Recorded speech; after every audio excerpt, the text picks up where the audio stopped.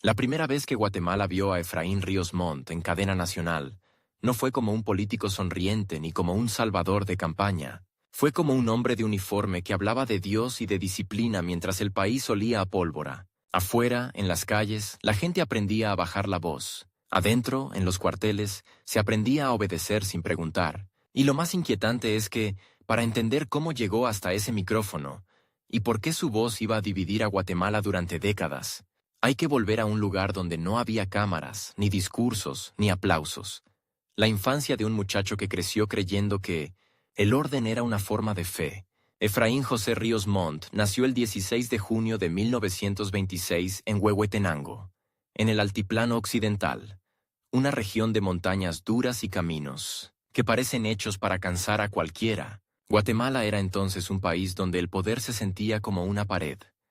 Estaba ahí, enorme, fría, y no se movía por la voluntad de la gente. En ese mundo, la autoridad no se discutía, se asumía. La vida cotidiana enseñaba una lección simple. Quien manda, manda, y quien no, sobrevive. De joven, Ríos Montt no parecía destinado a ser un personaje histórico. No era un heredero de apellido rimbombante, ni un tribuno nacido para la plaza pública. Su camino fue otro, el de la institución que, en Guatemala, podía convertir a un hombre en alguien temido y escuchado: el ejército.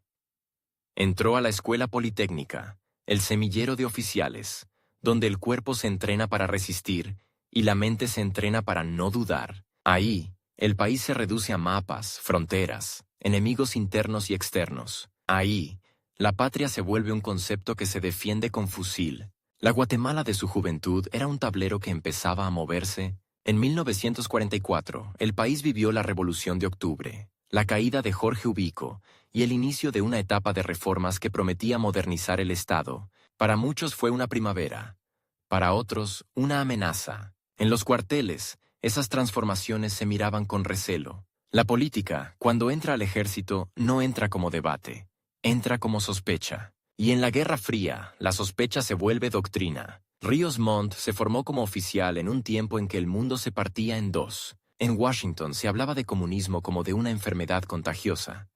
En América Latina, los militares aprendían a ver la protesta como infiltración. Guatemala, además, tenía una herida abierta: la desigualdad brutal entre la ciudad y el campo, entre ladinos e indígenas, entre quienes tenían tierra y quienes trabajaban la tierra sin poseerla. Esa tensión no era un rumor, era una realidad que se podía tocar. Y cuando la realidad se vuelve insoportable, aparecen dos caminos: reforma o guerra. En 1954, el golpe de Estado contra Jacobo Arbenz cambió el destino del país. La intervención que lo derrocó no solo tumbó a un presidente, instaló un mensaje que retumbó en cada institución. El mensaje era claro: ciertas transformaciones no se permiten. El ejército salió fortalecido, y con él, la idea de que la seguridad nacional estaba por encima de cualquier experimento político. Para un oficial joven, ese episodio fue una escuela acelerada. El poder real no siempre está en las urnas. A veces está en la capacidad de imponer el miedo. Ríos Montt siguió ascendiendo en la estructura militar. No era un caudillo de cantina ni un improvisado, era un hombre de carrera, de escalafón, de disciplina. En el ejército eso cuenta, y en un país donde la política se resolvía muchas veces con botas, contar era sobrevivir. Pero el país no se calmó. En 1960 estalló el conflicto armado interno, una guerra larga, irregular, con guerrillas, contrainsurgencia, masacres, desplazamientos, y un campo convertido en escenario de sospecha permanente. La guerra no siempre se ve como en las películas.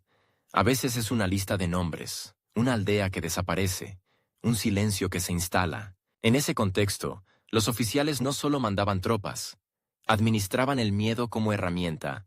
En medio de esa Guatemala que se endurecía, Ríos Montt fue enviado a formarse en el extranjero. Pasó por la Escuela de las Américas, en la zona del Canal de Panamá, un centro de entrenamiento militar que, con los años, se volvería símbolo de la influencia estadounidense en las doctrinas de seguridad de la región.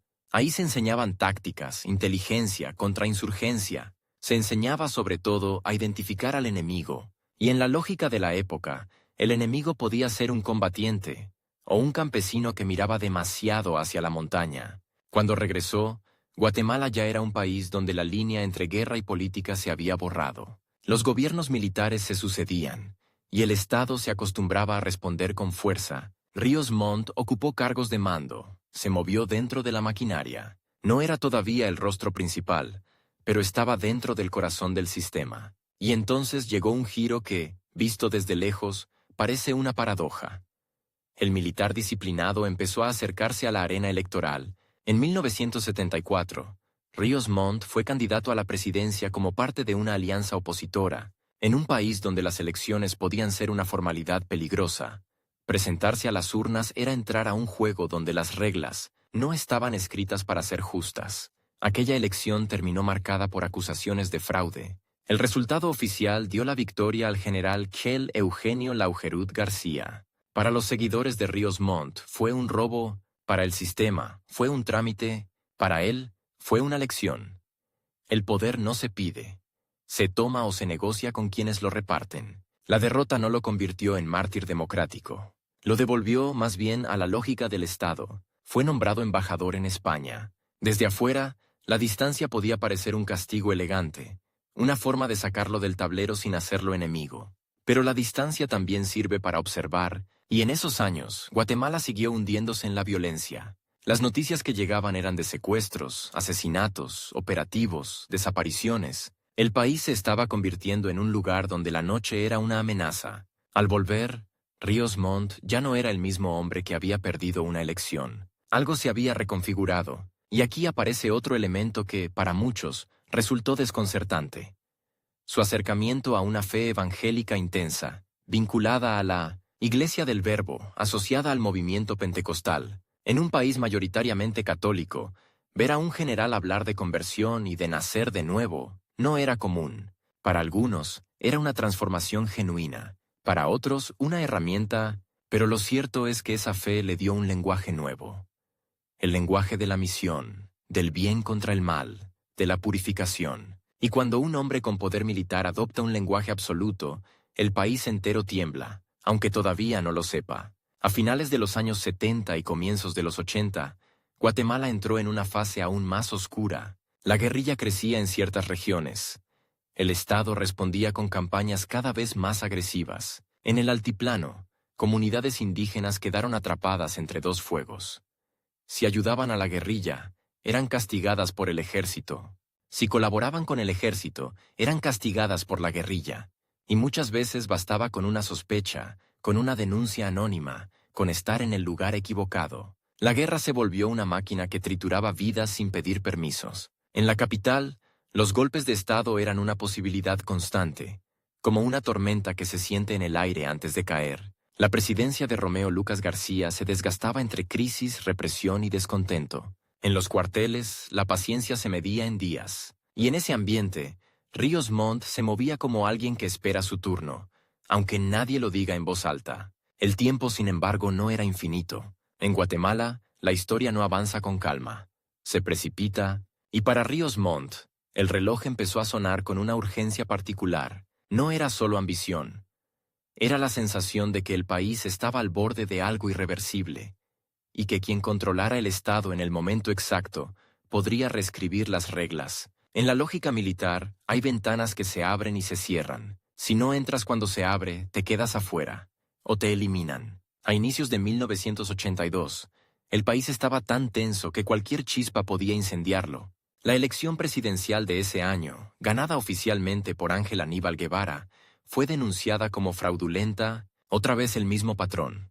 Urnas, sospechas, rabia. Y en un país armado hasta los dientes, la rabia no se queda en discursos, se convierte en conspiración. Ríos Montt no era el presidente electo, no era el hombre del gobierno, pero era un general con nombre, con historia, con una derrota electoral que muchos recordaban como injusticia, con contactos dentro del ejército y con un discurso que mezclaba disciplina y redención. En un país donde la gente buscaba desesperadamente una salida, aunque esa salida fuera peligrosa, ese tipo de figura puede convertirse en imán. La noche guatemalteca de esos días tenía un sonido particular. Radios encendidos en volumen bajo, pasos rápidos, puertas que se cierran con cuidado. En los cuarteles, Las conversaciones se cortan cuando entra alguien. En las casas se habla en susurros, porque cuando el poder se está moviendo, lo primero que cambia es el aire. Y entonces, en cuestión de horas, la historia se prepara para dar un salto que no será limpio ni silencioso, un salto que pondrá a Ríos Montt frente a un límite brutal. El tiempo, porque lo que viene no es una carrera larga de política tradicional, lo que viene es una cuenta regresiva, un periodo en el que cada decisión tendrá consecuencias inmediatas, y en el que el país entero será el escenario. Todavía no ha tomado el micrófono, todavía no ha dicho sus frases más recordadas, todavía no ha mostrado el rostro que el mundo asociará con uno de los capítulos más controvertidos de Guatemala. Pero la maquinaria ya está en marcha, y cuando una maquinaria así se enciende, no pregunta quién está listo, solo arrastra a todos. En el borde de 1982, Efraín Ríos Montt está a un paso de cruzar la puerta que separa al militar de carrera del hombre que manda. Y en Guatemala, cuando esa puerta se abre, no entra solo una persona, entra una época. Imagina que te despiertas y, antes de lavarte la cara, ya sabes que el país cambió de dueño. No por una elección limpia, no por un debate, no por una transición. Cambió de dueño porque, mientras la ciudad dormía, alguien movió piezas en silencio. Y al amanecer, el poder ya estaba en manos de un hombre que hablaba como predicador y ordenaba como comandante. En Guatemala, el 23 de marzo de 1982 no empezó un gobierno. Empezó una cuenta regresiva. La chispa fue la misma de siempre, pero esta vez cayó sobre gasolina. Las elecciones de marzo habían dejado un olor a fraude tan fuerte que ni el uniforme lo tapaba. El general Ángel Aníbal Guevara aparecía como ganador oficial, pero en los cuarteles y en la calle se repetía otra palabra: robo. Y cuando un sistema se sostiene con disciplina, el peor enemigo no es la protesta civil, es la fractura interna. La conspiración no se cocinó en plazas, se cocinó en pasillos militares, en conversaciones cortadas, en miradas que decían «ya no». Esa madrugada, un grupo de oficiales jóvenes, los que se sentían dueños del futuro y no del pasado, se movió con precisión, tomaron puntos estratégicos, controlaron comunicaciones, cercaron el Palacio Nacional. El presidente Romeo Lucas García ya era historia antes de que el país lo supiera. Y entonces apareció el giro que muchos no esperaban. El rostro que se colocó al frente no fue el de un capitán ambicioso, ni el de un coronel desconocido. Fue el del general retirado que había perdido una elección en 1974, y que, desde entonces, parecía estar esperando el momento exacto: Efraín Ríos Montt. Al principio, el poder no se presentó como un hombre solo, se presentó como una junta militar. Ríos Montt, el general Horacio Maldonado Shahad y el coronel Francisco Luis Gordillo. 3 nombres para dar sensación de equilibrio, de institucionalidad, de no es un caudillo, es un proceso, pero el equilibrio duró lo que dura una vela en viento. En cuestión de meses, la junta se deshizo. Ríos Montt quedó como jefe de Estado de facto. Y ahí, en ese instante, Guatemala entendió algo inquietante. No había llegado un administrador del caos. Había llegado alguien convencido de que el caos se cura con fuego. Su primera gran arma no fue un decreto, fue la voz. Ríos Montt se adueñó de la televisión y la radio con un estilo que parecía imposible en un general guatemalteco. Hablaba como si estuviera en un púlpito. Los domingos por la noche, en sus mensajes conocidos como sermones, mezclaba política con moral, guerra con salvación. No decía solo vamos a vencer, decía vamos a purificar. Y cuando un gobernante convierte el conflicto en una batalla entre el bien y el mal, el enemigo deja de ser un grupo armado. El enemigo se vuelve una mancha que hay que borrar. El país, mientras tanto, no era un tablero abstracto, era un mapa de aldeas, caminos de tierra, montañas donde la guerrilla se movía y donde el ejército sospechaba de todo. La insurgencia, con organizaciones como el Ejército Guerrillero de los Pobres y otras fuerzas, había ganado presencia en regiones del altiplano y la franja transversal del norte. La respuesta estatal ya venía siendo brutal desde antes, pero con Ríos Montt tomó un ritmo distinto. Más rápido, más sistemático, más obsesionado con cortar cualquier vínculo entre población civil y guerrilla. La palabra clave era control. Y aquí entra el conflicto real que lo definió. No era solo contra la guerrilla, era contra el tiempo. Ríos Montt no llegó con un mandato constitucional ni con un horizonte de 6 años. Llegó por un golpe, sostenido por alianzas frágiles dentro del ejército, bajo presión internacional, con una economía golpeada y con una guerra que devoraba legitimidad. Su ventana era corta. Él lo sabía. Sus adversarios lo sabían. Y cuando un hombre cree que tiene pocos meses para salvar un país, tiende a hacer en meses lo que otros harían en años. Sin frenos, en junio de 1982, anunció tribunales de fuero especial. Justicia rápida, sin las garantías que una democracia consideraría básicas. La idea era simple y aterradora. Castigo inmediato para quien el Estado definiera como enemigo. En la práctica, el mensaje era aún más claro. El miedo vuelve a ser política pública. En la capital, la gente aprendió a leer señales. Retenes, patrullas, listas, rumores. En el campo, las señales eran peores.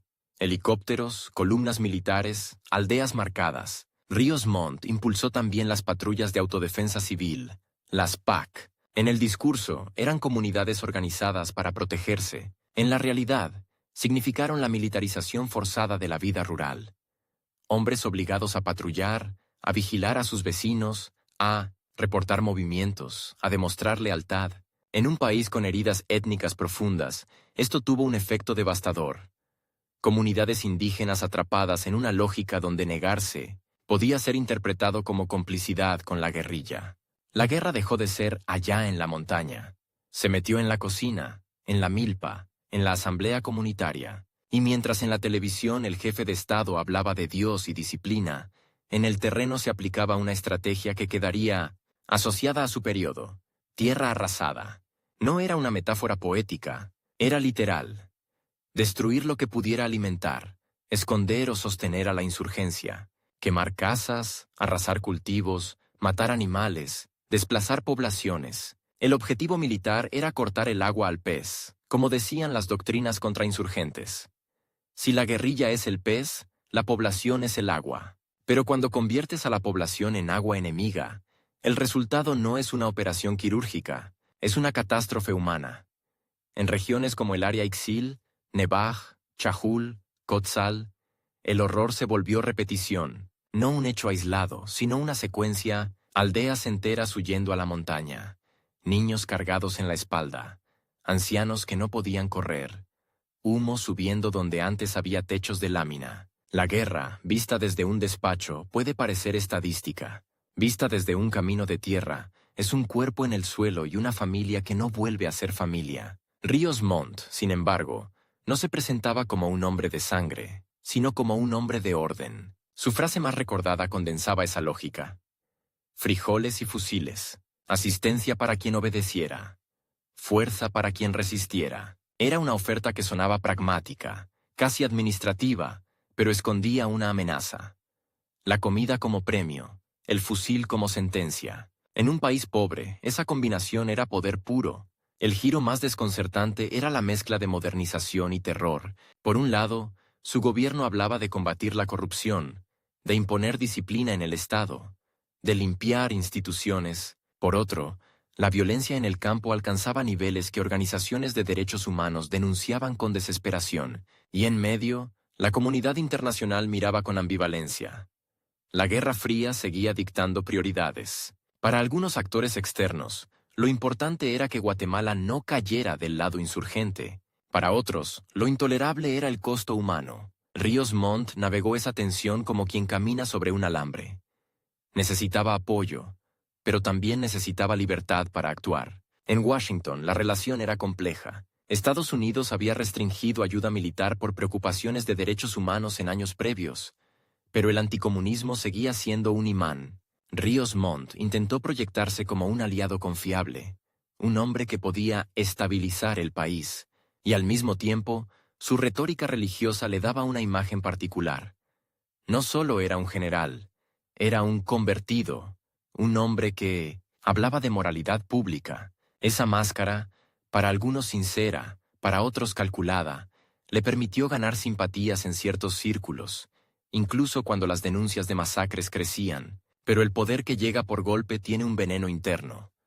Depende de quienes sostienen el arma. Y dentro del ejército, la unidad era una ilusión útil, no una realidad permanente. Había oficiales que veían a Ríos Montt como un instrumento temporal, otros lo veían como un líder demasiado personalista, demasiado predicador, demasiado impredecible. Su estilo, centralizador, moralizante, con un tono de superioridad espiritual, empezó a generar resistencias, porque en un cuartel, la fe puede inspirar, pero también puede irritar cuando se convierte en mando. La tensión se acumuló como humedad antes de tormenta. Ríos Montt aceleraba reformas, endurecía la guerra, hablaba cada semana como si el país fuera una congregación, pero el reloj seguía corriendo. Su legitimidad era frágil.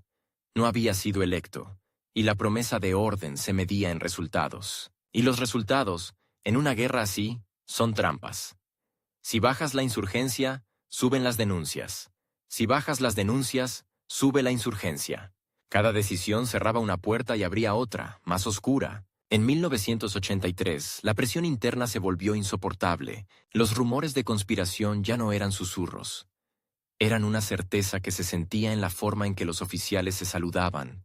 En 1900, ¿quién entraba a qué oficina? ¿En qué unidades se movían sin explicación? Ríos Montt había llegado por una fractura y ahora estaba a punto de ser expulsado por otra. La historia guatemalteca no perdona a los que creen que el poder es un púlpito eterno. El 8 de agosto de 1983, el golpe contra Ríos Montt se ejecutó con la misma frialdad con la que él había llegado. Su ministro de Defensa, el general Óscar Humberto Mejía Víctores, encabezó la operación. No fue una batalla épica, fue un reemplazo quirúrgico. Un hombre que había prometido disciplina fue disciplinado por su propia institución, y el contraste fue brutal. El jefe de Estado que hablaba de salvación nacional cayó no por la guerrilla, no por una elección, no por una protesta masiva, sino por el mecanismo más antiguo del poder militar.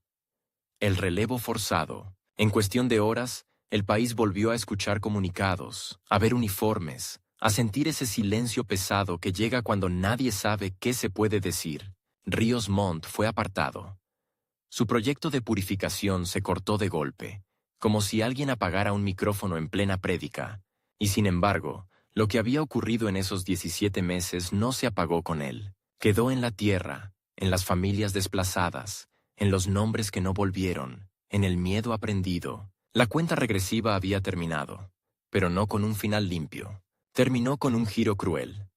El hombre que había tomado el poder prometiendo orden fue derrocado por el mismo sistema que decía encarnar. Y mientras Guatemala seguía en guerra, una pregunta empezó a crecer, lenta pero inevitable, como una grieta en concreto. Si el Estado podía cambiar de manos en una noche, ¿quién iba a responder por lo que se hizo en nombre de la patria? Ríos Montt salió del palacio, pero no salió de la historia. Porque lo que viene después no es solo su vida fuera del poder, es el largo eco de sus decisiones, el choque con la justicia y el intento, tardío, doloroso, explosivo, de un país por mirar de frente. Lo que ocurrió cuando un general convirtió la nación en un campo de batalla moral y creyó que el tiempo le daba permiso para todo. Si creías que el golpe del 8 de agosto de 1983 era el final, prepárate para el verdadero giro. El hombre expulsado del poder no se retiró a la sombra. Se quedó mirando el país como quien mira una puerta cerrada y decide volver a entrar por la ventana. Porque en Guatemala, a veces el uniforme se cuelga, pero el poder se sigue usando por dentro. Ríos Montt salió del Palacio Nacional con la misma frialdad con la que había llegado. Sin elecciones, sin despedidas, sin aplausos, pero no salió derrotado en su propia cabeza. Para él, lo que había pasado no era una caída moral, era una traición interna, un error que debía corregirse, y ahí aparece su conflicto más persistente, el que lo perseguiría durante décadas.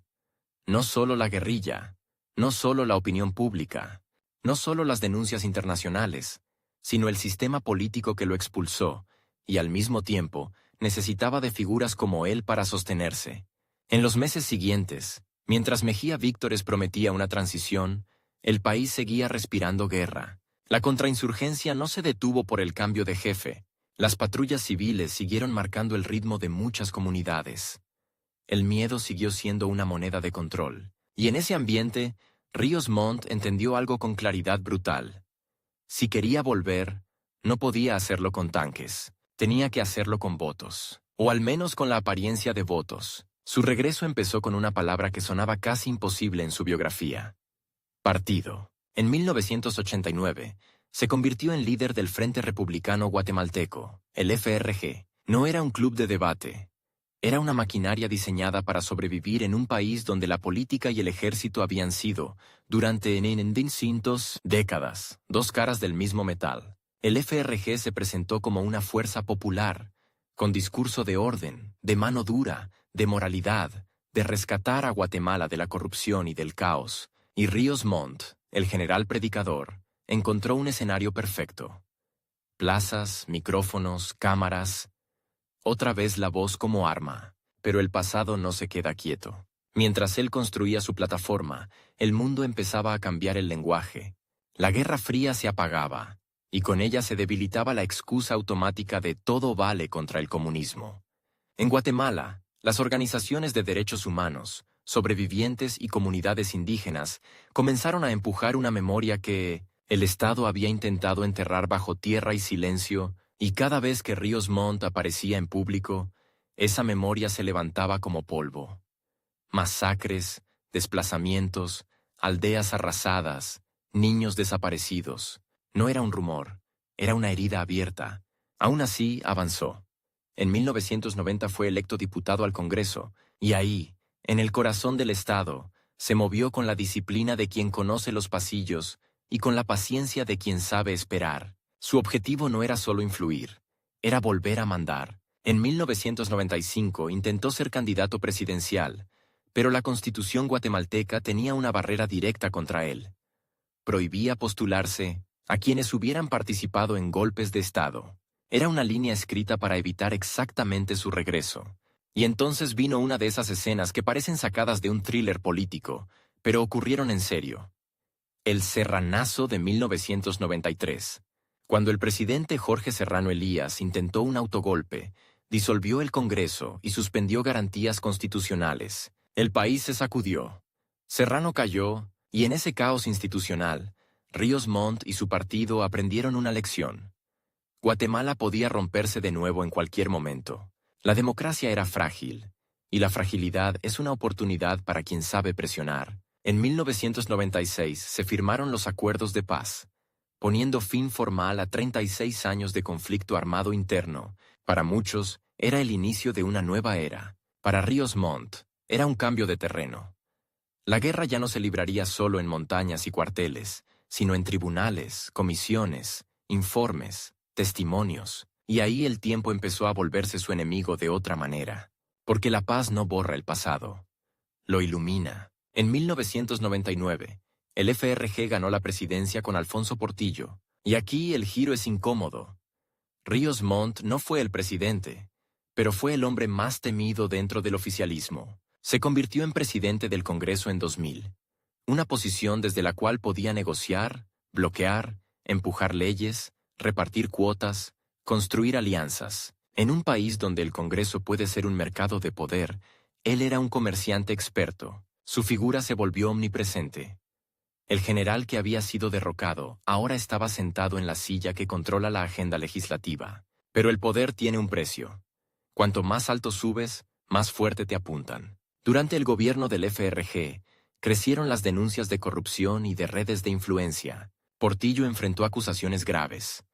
Años después sería extraditado a Estados Unidos y se declararía culpable de conspiración para lavar dinero. Y aunque Ríos Montt no era Portillo, el olor político lo alcanzó. La promesa de moralidad chocaba con la realidad de un Estado donde el dinero y la impunidad se mueven como agua. Y entonces llegó el momento en que Ríos Montt intentó lo que parecía su destino personal.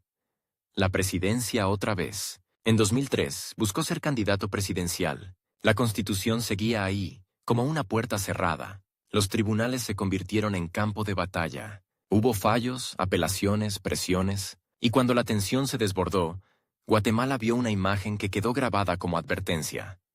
El Jueves Negro y el Viernes de Luto. En julio de 2003, cuando simpatizantes del FRG tomaron calles de la capital, hubo violencia, intimidación, caos, periodistas atacados, ciudadanos aterrados. Un país entero recordando, de golpe, lo cerca que estaba de volver a la lógica del miedo. Al final, la Corte permitió su candidatura, pero el costo fue enorme. Ríos Montt se presentó como el hombre del orden, pero el camino hacia su postulación había mostrado lo contrario. Presión, calle, amenaza, y en las elecciones perdió, quedó en tercer lugar. Fue un golpe simbólico. El general que había dominado el Estado no logró convencer al país de entregarle el poder por la vía electoral. Sin embargo, su derrota no significó descanso, porque mientras él intentaba volver por votos, la justicia, lenta, frágil, a veces manipulable, empezaba a acercarse. En 1999, el informe de la Comisión para el Esclarecimiento Histórico había concluido que el Estado guatemalteco cometió actos de genocidio contra grupos mayas en ciertas regiones, incluyendo el área Ixil. Esa palabra, genocidio, no es una acusación cualquiera, es una bomba moral y legal. Y el nombre de Ríos Montt estaba inevitablemente ligado al periodo más intenso de la estrategia contrainsurgente. Durante años, su condición de diputado le dio inmunidad. Era una armadura legal. Y él lo sabía. Permanecer en el Congreso no era solo política, era supervivencia. Pero el tiempo no se detiene. En 2012 perdió la inmunidad parlamentaria, y de pronto, el reloj cambió de sonido. Ya no era el tic-tac de campañas y alianzas. Era el tic-tac de un expediente penal. La acusación era directa. Genocidio y delitos contra los deberes de humanidad por hechos ocurridos durante su gobierno de facto, especialmente en el área Ixil. La escena era histórica. Un ex jefe de Estado sentado en el banquillo en su propio país, escuchando testimonios de sobrevivientes, mujeres describiendo violaciones, comunidades contando cómo se quemaron casas, cómo se mató a niños, cómo se persiguió a quienes huían a la montaña. No eran discursos políticos, eran relatos con nombres, fechas, lugares, y cada palabra era un golpe contra la narrativa de orden y salvación. Ríos Montt se defendió con la lógica que había sostenido su poder. Negó haber ordenado masacres, afirmó que no tenía control directo sobre operaciones, insistió en que se combatía a la insurgencia. Su defensa intentó convertir el juicio en un debate técnico sobre cadena de mando. Pero el juicio no era solo técnico, era un choque de memorias, la del Estado que se justificaba y la de las víctimas que exigían ser escuchadas. Y aquí el giro que nadie esperaba, el que hizo temblar a Guatemala y dio la vuelta al mundo. El 10 de mayo de 2013, el tribunal lo condenó a 80 años de prisión, genocidio, delitos contra los deberes de humanidad. Por primera vez, un ex jefe de Estado era condenado por genocidio en un tribunal nacional. La imagen era casi irreal. El general que había hablado como predicador, el hombre que había prometido purificar el país, ahora era declarado culpable de uno de los crímenes más graves que existen. Pero Guatemala no es un país donde la historia se deja escribir en una sola línea. 10 días después, la Corte de Constitucionalidad anuló la sentencia por cuestiones procesales. El país quedó suspendido en una sensación de vértigo. ¿Había sido justicia o un espejismo? Para las víctimas, fue como ver una puerta abrirse y cerrarse en la cara. Para sus seguidores, fue la confirmación de que aún había poder para revertir lo impensable. Para todos, fue una prueba brutal de que la justicia en Guatemala no solo se decide en tribunales, sino en fuerzas que los rodean. Se ordenó repetir parte del proceso, pero el tiempo, otra vez, se convirtió en el enemigo principal. Ríos Montt ya era un anciano. Su salud se deterioraba. En 2015, un tribunal determinó que no estaba en condiciones de enfrentar un juicio público y ordenó que el proceso continuara a puerta cerrada, en una modalidad especial. La tensión cambió de forma. Ya no era solo si sería condenado, sino si llegaría vivo al final del camino judicial. Mientras tanto, el país seguía dividido. Para algunos, Ríos Montt era el símbolo del terror estatal. Para otros, era el hombre que puso orden frente a la guerrilla. Esa fractura no era solo ideológica, era generacional, étnica, territorial. En la capital, el debate podía sonar abstracto. En las comunidades del altiplano, era personal. Era el nombre del comandante que llegó con soldados. Era el recuerdo del humo. Era la ausencia en la mesa. En sus últimos años, Ríos Montt vivió entre audiencias, resoluciones, médicos y silencios. Ya no era el hombre que dominaba la televisión con sermones. Era un acusado cuya presencia física se iba apagando, pero su figura seguía encendiendo el país. Cada avance del caso reabría heridas. Cada retraso alimentaba la sospecha de impunidad. Cada testimonio recordaba que la guerra no terminó en 1996. Solo cambió de escenario. El 1 de abril de 2018, Efraín Ríos Montt murió, y con su muerte, el reloj se detuvo para él. Pero no para Guatemala, porque su historia no se cerró con un funeral.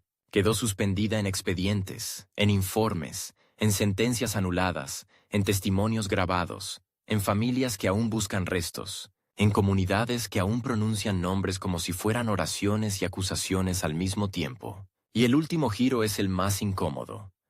Ríos Montt, el hombre que creyó que el tiempo le daba permiso para todo, terminó atrapado por el tiempo de la justicia, un tiempo lento, imperfecto, pero capaz de alcanzar incluso a quienes parecían intocables. No hubo un final limpio.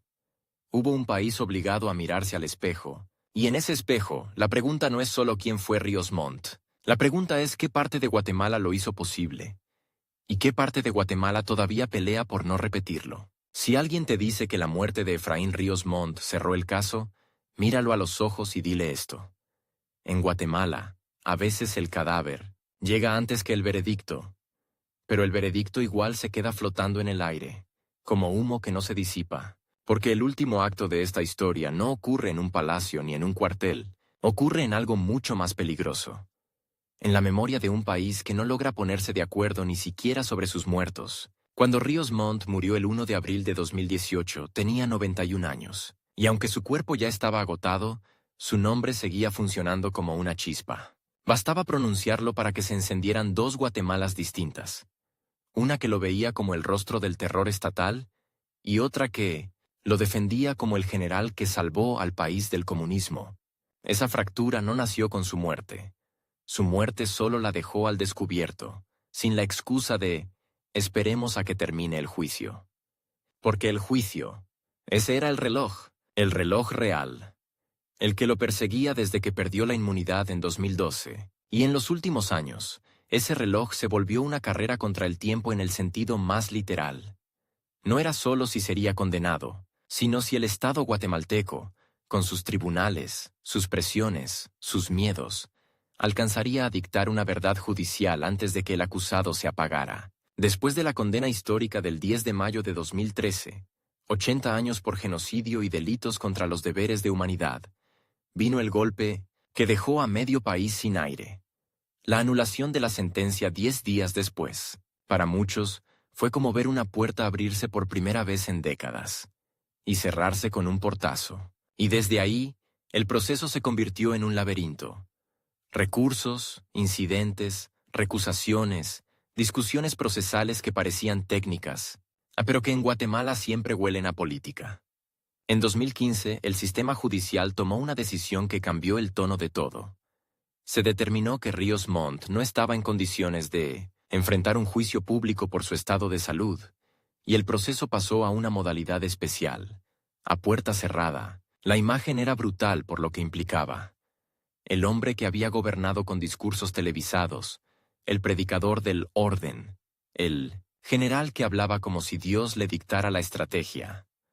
Ahora era un anciano al que la justicia ya no podía exponer ante el país como símbolo. El juicio seguía, sí, pero en silencio, como si la historia tuviera que susurrarse para no provocar otra tormenta. Y ahí aparece el giro más incómodo.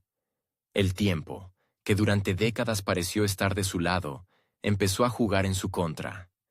Pero también en contra de las víctimas. Cada aplazamiento era una herida nueva. Cada audiencia suspendida era un recordatorio de que la justicia puede ser tan lenta que se vuelve otra forma de violencia. En los pasillos, en las afueras de los tribunales, en las comunidades que habían viajado horas para escuchar una resolución, el cansancio se mezclaba con una pregunta venenosa. ¿Y si al final se muere y ya? ¿Y si el Estado vuelve a ganar por agotamiento? Mientras tanto, la vida política seguía girando, como si el país tuviera la capacidad de caminar y sangrar al mismo tiempo. El Frente Republicano Guatemalteco, el partido que él había liderado y que había sido su vehículo de regreso al poder institucional, Ya no era la máquina dominante de principios de los 2000. Su influencia se fue erosionando con los escándalos, con el desgaste, con el cambio de época, pero el riomontismo, esa mezcla de mano dura, moralismo religioso y nostalgia militar, no desapareció. Se transformó, se dispersó, se filtró en discursos de seguridad, en promesas de orden, en campañas que ofrecían soluciones rápidas a problemas estructurales. Y entonces, como si la historia se negara a terminar, apareció otra escena que hizo que muchos sintieran que el pasado estaba tocando, la puerta con los nudillos. La política volvió a pronunciar el apellido Ríos. Su hija, Suri Ríos, se convirtió en una figura relevante y buscó la presidencia. No era él, pero era su sombra caminando en pleno siglo XXI. Para unos era continuidad, para otros, provocación. Y para el país, era una prueba. ¿Hasta qué punto Guatemala había procesado realmente lo ocurrido en los años más oscuros del conflicto? En paralelo, la memoria se volvió un campo de batalla tan real como lo fue la montaña. Informes, exhumaciones, conmemoraciones, monumentos improvisados, ceremonias comunitarias. En muchas regiones la tierra empezó a hablar. En Guatemala, las exhumaciones no son solo un acto forense, son una escena que te persigue. Huesos que aparecen donde antes hubo silencio. Restos que devuelven nombres, ropa enterrada que todavía conserva colores apagados, y familias que, al recuperar un fragmento, recuperan también el derecho a decir, «Esto pasó». Esa frase, tan simple, es dinamita en un país donde durante años se impuso la versión oficial de que todo era exceso, daño colateral, guerra. Ríos Montt, en sus últimos meses, ya no era el estratega ni el orador, era un hombre encerrado en su propia biología. Y sin embargo, su figura seguía siendo útil para muchos, para quienes querían demostrar que la justicia sí podía tocar a los poderosos, y para quienes querían demostrar lo contrario, su cuerpo se convirtió en el último territorio de disputa. Si estaba apto o no apto, si podía entender o no entender, si el proceso debía continuar o cerrarse, la pregunta moral quedaba atrapada en un expediente médico. El 1 de abril de 2018 murió, y con esa muerte, el proceso penal quedó, en la práctica, sin posibilidad de una sentencia definitiva en su contra. Para quienes habían esperado un cierre judicial, fue un golpe seco. No hubo esa escena final que el mundo entiende. El culpable escuchando la condena. El Estado reconociendo el crimen con todas sus letras. El país respirando un por fin. En lugar de eso, quedó una sensación amarga. El hombre más señalado del periodo más sangriento se iba sin una condena firme vigente, y Guatemala se quedaba con el mismo dilema de siempre. ¿Qué hacemos con una verdad que no cabe en un acta? Pero la muerte no borró lo que ya había ocurrido en el tribunal en 2013. Esa condena, aunque anulada, dejó algo que no se puede desver.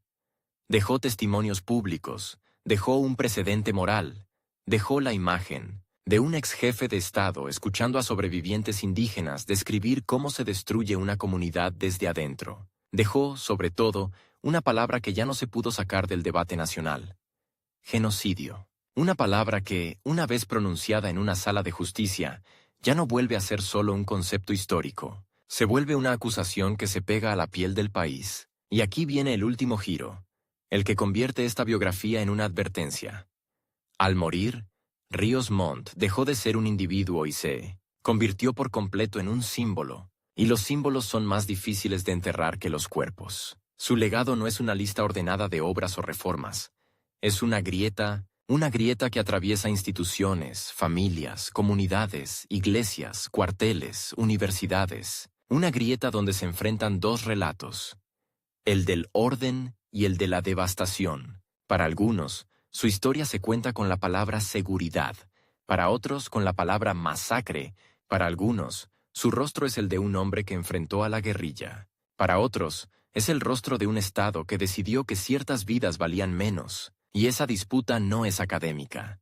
Define cómo se educa a los niños, qué se conmemora, qué se niega, qué se investiga, qué se castiga, qué se perdona. En los años posteriores a su muerte, Guatemala siguió luchando con su propio reflejo. La justicia transicional avanzó a trompicones. La política siguió usando el miedo como herramienta. Y las comunidades siguieron cargando con el peso de lo que no se resolvió en 1983, ni en 1996, ni en 2013, ni en 2018, porque el conflicto no termina cuando se firma la paz.